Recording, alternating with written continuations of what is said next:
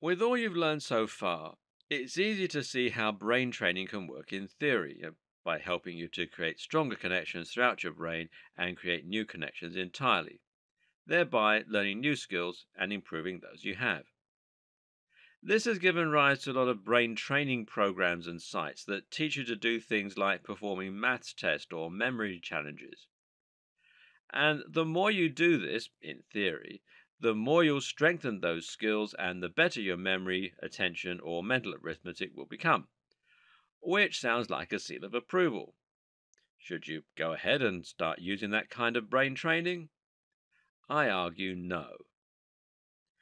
While something like Luminosity or Nintendo Brain Age might be useful for challenging your recall or your spatial awareness, the reality is that they're far too specific to be all that useful in the real world. When you train yourself to become better at spotting the number of cute penguins in a group, and this is the kind of setup these fun brain trainings often introduce, you become better at doing precisely that. You're strengthening neural connections around penguins. You're repeating that game over and over and becoming better at that game. But this isn't going to do much for your ability to think of answers in an interview. It's not transferable to the real world, and for that reason, it's not going to be much use. You know what is a good way to train yourself and become better at interviews, though? Simple. Expose yourself to more interviews. This will put you in the specific set of circumstances you need to enhance that skill, and it will ensure that you're using precisely the correct neural pathways. But that's not to say that all brain training is a waste of time. The very best form of brain training there is simply to challenge yourself to perform numerous different cognitive tasks and to continuously expose yourself to novel situations and challenges. In other words, you need to consistently try new things, consistently test yourself, and force your brain to keep on growing. The more you exercise your brain plasticity, the easier this will be. The more dopamine, norepinephrine, brain derived nootropic factors, etc., you'll produce. It's only when we stop learning new things and stop challenging yourself that your brain becomes incredibly unplastic and you begin to lose abilities. Because brain plasticity can work both ways, a form of pruning does occur when you go for a long time without using a specific neural pathway, and that's why we are inclined to forget things over time. What's more is that the brain will eventually stop producing neurotransmitters that enhance neuroplasticity. Brain derived neurotropic factor, otherwise known as BDNF, and dopamine are directly related to myelination and neurogenesis, the creation of new brain cells. But if you never use them, they will occur less regularly. A happy brain and a healthy brain is a brain that you're using in lots of unique ways. Think about what an amazing learner you are as a baby. Why is that? Well, partly this is due to the fact that everything around you is novel. The world is filled with things you don't understand, and the brain is flooded with neurochemicals in order to start making sense of it all.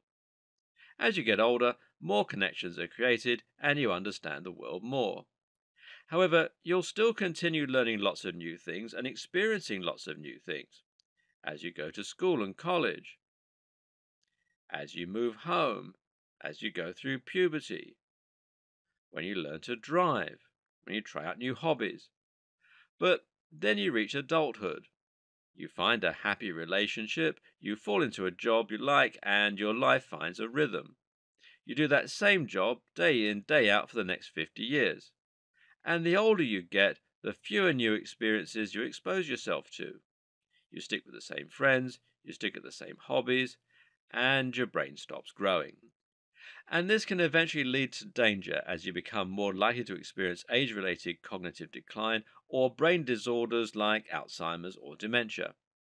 If nothing else, you become more forgetful, more set in your ways, and less able to learn new skills. This is one reason fluid intelligence, as opposed to knowledge, deteriorates as we get older. But it doesn't have to be that way. Not if you understand how important it is to keep exposing yourself to new things and to keep learning.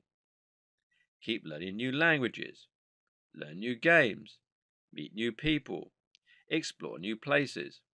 Just being in a novel environment will cause a flood of neurotransmitters associated with attention and awareness to fire. Take different routes to home from work, go for a jog and explore, and use your body. Learning with the body is really what the brain is designed for, as we've seen. So, this is an incredibly important way to keep challenging yourself and to keep learning. Choose activities that will teach your brain useful skills as well. If you want to get more from your brain, then why not learn other languages so that you have more ways to process information? Why not teach yourself to become better at maths or learn programming? Because here's the irony: things like this will actually prove to be much more useful in the real world than having a slightly better memory anyway.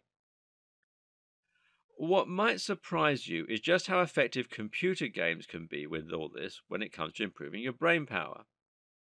Once upon a time, we thought that computer games were bad for children, that they would melt their brains and make them violent or something. The reality, however, couldn't be more different. Computer games have now been shown in studies to improve decision making under stress. Playing action shooters enables us to make better decisions in less time than people who don't play computer games. At the same time, they actually improve visual accuracy. They make us more efficient at spotting differences in color and at noticing things on the horizon, which of course is a result of looking out for targets. Computer games can even improve your odds of lucid dreaming. This is a type of dreaming where you know you're asleep and gain the ability to control your movements and the contents of the dream. But that's not where the real strength of computer game lies. Rather, computer games offer a very novel kind of brain training because each game is different.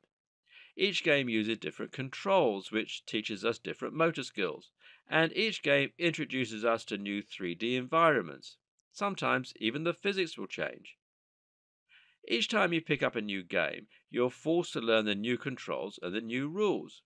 You have to start finding your way around a new environment, and you have to change the way you think. This all takes plasticity, as new neural networks are made in your motor cortex as well as in your prefrontal cortex.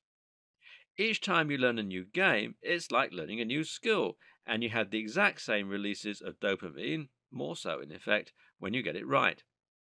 In fact, the truth is even more impressive than that. Computer games are addictive because of the release of dopamine. Why is dopamine released when we play games? Well, because we're learning. The brain loves learning, and if you can make it fun, suddenly you'll start becoming better at everything.